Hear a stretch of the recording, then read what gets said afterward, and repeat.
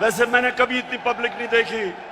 اب جتنے بھی لوگ آج میری بات سن رہے ہیں بڑے غور سے آج میری، کیونکہ میں نے آج آپ کو لائعمل دینا ہے کہ ہم نے یہ نہ غلامی قبول کرنی ہے نہ یہ امپورٹڈ حکومت قبول کرنی ہے جو سامراج ان کی جوتے پالش کر کے جو آج اوپر ہمارے ملک پہ مسلط کی گئی ہے. تو میں آج آپ کو لائعمل دوں گا کہ میں کسی صورت اس حکومت کو قبول نہیں کروں گا. میرے ماں باپ ایک غلام ہندوستان میں پیدا ہوئے تھے اور انہوں نے پاکستان کی تحریک میں شرکت کی تھی، اور بچپن سے انہوں نے مجھے ایک چیز بتائی کہ تم خوش قسمت ہو کہ ایک آزاد ملک میں پیدا ہوئے ہو. اور میں نے جب کرکٹ کی گراؤنڈوں کے اوپر اپنے ملک کا نام اوپر کیا اور ہمارا پاکستان آہستہ آہستہ آہستہ کرکٹ کی دنیا میں اوپر جانا شروع ہوا تو ہمیں فخر ہوتا تھا کہ ہم وہ پاکستانی ہیں جو ایک آزاد پاکستان کو دنیا میں اٹھا رہے ہیں. ذرا تھوڑا سا صبر سے سنیں یہ سازش ہوئی کیوں. میں جب سے وزیر اعظم بنا میری سب سے بڑی کوشش یہ تھی کہ ہماری آزاد فورن پالیسی بنے. آزاد فورن پالیسی کا مطلب یہ کہ ہم جو بھی فیصلے کریں اپنے لوگوں کے مفادات کے لیے کریں. میں اپنے لوگوں کو کسی بیرونی ملک کی ان کے مفادات کے لیے قربان نہ کروں. یہ وہ لوگ جو عادی ہوئے تھے پاکستانیوں کو حکم دیتے تھے، دھمکیاں دیتے تھے، ایک ہی ٹیلی فون پہ ساری باتیں منوا لیتے تھے. میں نے یہ بھی فیصلہ کیا جس دن میں وزیر اعظم بنا کہ میں ہر انٹرنیشنل فورم میں ایک بات اٹھاؤں گا کہ جو اسلاموفوبیا اور ہمارے نبی صلی اللہ علیہ وسلم کی شان میں گستاخی کرتے تھے. میں نے فیصلہ کیا تھا کہ یونائٹڈ نیشنز میں اٹھاؤں گا، OIC میں اٹھاؤں گا، ہر فورم پہ اٹھاؤں گا، کیونکہ ہمارے مسلمانوں کو 1.5 ارب مسلمانوں کو یہ تکلیف دیتے تھے. وہ بھی پسند نہیں آئی. حکم آیا باہر سے کہ آپ روس کیوں گئے. میں روس اس لیے گیا، ایک پاکستان میں گیس ختم ہو رہی ہے، ہم نے اسے گیس کا کانٹریکٹ کرنا تھا. لیکن 2 اور چیزیں، روس ہمیں تیل 30% کم قیمت پہ دے رہا تھا، اس کے علاوہ ہمیں 20 لاکھ ٹن گندم امپورٹ کرنی تھی روس سے، وہ بھی ہمیں 30% کم قیمت پہ دے رہے تھے. میں اس لیے گیا تھا کہ میرے لوگوں کو فائدہ تھا، میری عوام کو فائدہ تھا، میں مہنگائی کم کر سکتا تھا. اور یہ دیکھیں کہ ہندوستان جو امریکہ کا قریبی الائی ہے، اسٹریٹجک الائی ہے، وہ تیل منگوا رہا ہے روس سے. اس کو امریکہ نے کہا کہ نہ تیل خریدو، اس نے آگے سے سیدھا جواب دیا امریکہ کو کہ ہم اپنے لوگوں کے مفادات کے لیے فیصلے کرتے ہیں. یعنی کہ ہندوستان کی فورن پالیسی ان کے لوگوں کے مفادات کے لیے، اور ہماری فورن پالیسی کسی اور قوم کی مفادات کے لیے. یہ بھی پسند نہیں آئی بات، چائنا سے تعلقات وہ بھی پسند نہیں آئے، تو تب باہر سے سازش ہونی شروع ہوئی. لیکن یہ یاد رکھیں کہ سازش کبھی مکمل نہیں ہو سکتی جب تک اندر ملک کے میر جعفر اور میر صادق نہ بیٹھے ہوں. میر جعفر وہ غدار تھا جس نے انگریزوں کے ساتھ مل کے مسلمانوں کی حکومت، سراج الدولہ کی حکومت گرائی. ذاتی مفادات کے لیے. اور میر صادق وہ تھا، نظام حیدرآباد کے ساتھ مل کے، انگریزوں کے ساتھ مل کے ٹیپو سلطان کو انہوں نے ہروایا. یہاں بھی میر صادق اور میر جعفر بیٹھے ہوئے تھے، تو یہ سازش باہر سے ہوئی، اندر میر جعفر اور میر صادق بیٹھے تھے، اندر تھری اسٹوجز بیٹھے ہوئے تھے. میں چیلنج کرتا ہوں، پاکستان وہ ملک ہے جس کی دنیا نے مثال دی کہ اس ملک جس نے سب سے بہتر کرونا وائرس کو ہینڈل کیا، اپنے لوگ بھی بچائے، اپنے غریب بھی بچائے، اپنی اکانومی بھی بچائی. دنیا کہہ رہی تھی کہ پاکستان کی اکانومی صحیح راستے پہ نکل گئی ہے اور جس راستے پہ جا رہی ہے IMF کی غلامی سے آزاد ہونے جا رہی تھی. تب انہوں نے ہماری حکومت کو سازش کر کے گرایا. یہ لوگ جو آج پروپیگنڈا کر رہے ہیں، میں چیلنج کرتا ہوں کہ تمہارے میں چیلنج کرتا ہوں کہ کبھی پاکستان کی تاریخ میں کسی پرائم منسٹر نے اپنے اوپر اتنا کم پیسہ خرچ نہیں کیا جو میں نے کیا.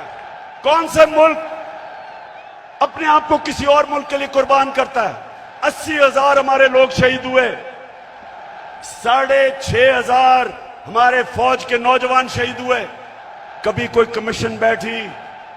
کبھی کسی نے یہ سوچا کہ یہ کس نے ہمیں اس جنگ میں لے کے گیا تاکہ آگے سے ہم اس طرح کی حماقت نہ کریں؟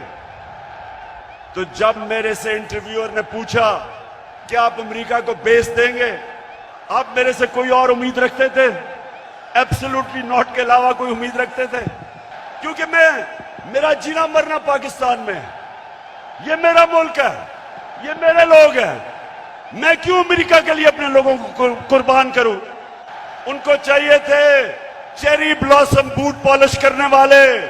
میں بار بار آپ کو ایک چیز کہتا ہوں، کبھی کسی جماعت کو ووٹ نہ دو جن کے لیڈرز کے پیسے جائیدادیں ملک سے باہر پڑی ہیں، کبھی ان کو ووٹ نہ دو. 400 ڈرون اٹیک ہوئے پاکستان میں. ایک دفعہ کبھی نواز شریف کے منہ سے ایک دفعہ نکلا کہ یہ آپ بڑا غلط کر رہے ہیں، یہ سارے ہیومینیٹیرین لاز کے خلاف ہے، یہ قانون کے خلاف ہے کہ جج جوری ایکسیکیوشنر 4,000 میل دور بیٹھ کے ایک بٹن دباتا ہے اور لوگ مر جاتے ہیں، نیچے بم پھٹ جاتے ہیں. یہ 400 ڈرون اٹیکس ہوئے پاکستان میں، ایک لفظ ان کے منہ سے نہیں نکلا. میں نکلا سڑکوں پہ، میں نے دھرنے کیے ڈرونز کے خلاف، میں نے ہر جگہ اپنی آواز بلند کی، لیکن ان کے منہ سے ایک لفظ نہیں نکلا. ویسے دیکھو میرے پاکستانیوں، ایک آپ سب نے وعدہ کرنا ہے، ووٹ ہمیں دیں یا نہ دیں، میں آپ سارے پاکستانیوں سے بات کر رہا ہوں، لیکن خدا کے واسطے کبھی ان لوٹوں کو ساری زندگی ووٹ نہیں دینا آپ نے، جن کا نہ کوئی دین ہے، نہ ایمان ہے، نہ ان میں شرم ہے، کہ ساری زندگی ان کے بچوں کے اوپر دھبا لگے گا کہ یہ ہیں وہ لوگ جنہوں نے اپنے آپ کو بیچا، اپنے ضمیروں کو بیچا. ساری زندگی کے لیے ان کے اوپر ایک مور لگے کہ کبھی یہ سیاست کے پاس نہ آئے. جن حلقوں میں یہ جائیں گے، میری قوم پاکستانیوں، اگر آپ نے ان کو کسی بھی حلقے میں جیتنے دیا، آپ اس ملک سے غداری کریں گے. سب سے تکلیف دہ چیز کیا ہے کہ اس ملک کے سب سے بڑے ڈاکو 30 سال سے جو اس ملک کو لوٹ رہے تھے، جن کے اوپر کرپشن کے کیسز تھے، جو ضمانت پہ تھے، ان کو اس قوم کے اوپر مسلط کیا گیا. 20 سال یہ جو آج بیٹھے ہوئے ہیں، یہ ایک دوسرے کو چور کہتے رہے ہیں. کیا یہ چیری بلاسم نے نہیں کہا تھا کہ میں آصف زرداری کا پیٹ پھاڑ کے پیسہ نکالوں گا؟ یہ کیا لوگوں کو بیوقوف سمجھتے ہیں؟ کیا نواز شریف نے 2 دفعہ آصف زرداری کو جیل میں کرپشن پہ نہیں ڈالا تھا؟ اور کیا آصف زرداری نے حدائبہ پیپر مل کا اربوں روپے کا کیس نواز شریف اور شہباز شریف پہ نہیں کیا تھا؟ اور کیا یہ دونوں مل کے فضل الرحمان کو ڈیزل نہیں کہتے تھے؟ میں آپ کو آج یہ بتا رہا ہوں، جب تک میں زندہ ہوں میں ان کا مقابلہ کروں گا، میں کبھی ان کو تسلیم نہیں کروں گا کہ یہ جو ہمارے معاشرے کو کرے گا ایٹم بم بھی نہیں کر سکتا۔ میرے نبی صلی اللہ علیہ وسلم نے تقریباً 1500 سال پہلے کہا تھا کہ وہ قومیں برباد ہو جاتی ہیں جو چھوٹے چوروں کو پکڑ کے جیل میں ڈالتی ہیں اور بڑے ڈاکوؤں کو ان کا نظام پکڑ نہیں سکتا۔ یہ ہے آپ کے سامنے۔ اب اس سے بڑی مثال کیا ہے کہ 40 ارب روپیہ شہباز شریف اور اس کے بیٹوں کے اوپر 40 ارب روپے کے ایف آئی اے میں اور نیب میں کیسز ہیں۔ ایف آئی اے کے 16 ارب روپے اس کے نوکروں کے نام پہ ایف آئی اے نے پکڑے ہیں اور اس آدمی کو پرائم منسٹر بنا دیا۔ اسامہ بن لادن کو پاکستان میں آ کے انہوں نے ختم کیا، 3 دن کوئی بولا نہیں۔ پریزیڈنٹ اوباما اپنی کتاب میں لکھتا ہے کہ مجھے بڑا خوف تھا کہ میں صدر زرداری کو جب ٹیلی فون کروں گا وہ بڑی مذمت کرے گا کہ تم نے ہمارے ملک میں آ کے یہ کیا کیا۔ کہتا جب 3 دن کے بعد میں نے زرداری کو ٹیلی فون کیا تو کہتا مجھے مبارک دینی شروع کر دی اس نے۔ آپ کی کبھی دنیا عزت نہیں کرے گی جب تک آپ اپنی خود عزت نہیں کریں گے۔ میں آج آپ کو آزاد کرنے آیا ہوں، عہد لینے آیا ہوں۔ ہم نے اقبال کا شاہین بننا ہے، ہم نے کسی صورت کسی کے سامنے جھکنا نہیں ہے۔ قرآن میں اللہ کہتا ہے میں نے انسان کو اشرف المخلوقات بنایا، سب سے عظیم مخلوق۔ فرشتوں کو کہا کہ انسان کے سامنے جھکو۔ شیطان کو انہوں نے جنت سے نکالا ایک وجہ سے، عبادت تو وہ سب سے زیادہ کرتا تھا اللہ کی، کیونکہ اس میں تکبر تھا، کہتا میں انسان کے سامنے نہیں جھکتا۔ اور اللہ نے اسے کہا کہ تمہیں بھی اندازہ نہیں کہ میں نے اس کو کیا صلاحیتیں دی ہیں۔ اور قرآن میں پھر یہ بھی ہے جب انسان اوپر جاتا ہے تو فرشتوں کے اس سے اوپر چلا جاتا ہے، لیکن جب وہ گرتا ہے جانوروں سے نیچے گر جاتا ہے۔ ہمارے اوپر ہے، ہم اوپر جانا چاہتے ہیں یا زمین پہ رینگنا چاہتے ہیں۔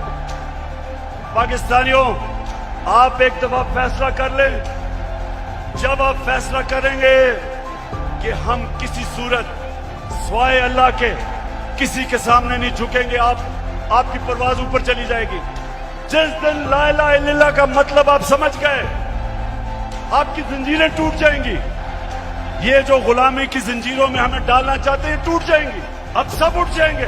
22 کروڑ لوگ ہیں، لیکن یہ چور اور ڈاکو، پیسے کے غلام، اگر یہ آپ کے اوپر بیٹھے رہے، یہ ملک کبھی آگے نہیں بڑھے گا بلکہ نیچے جائے گا۔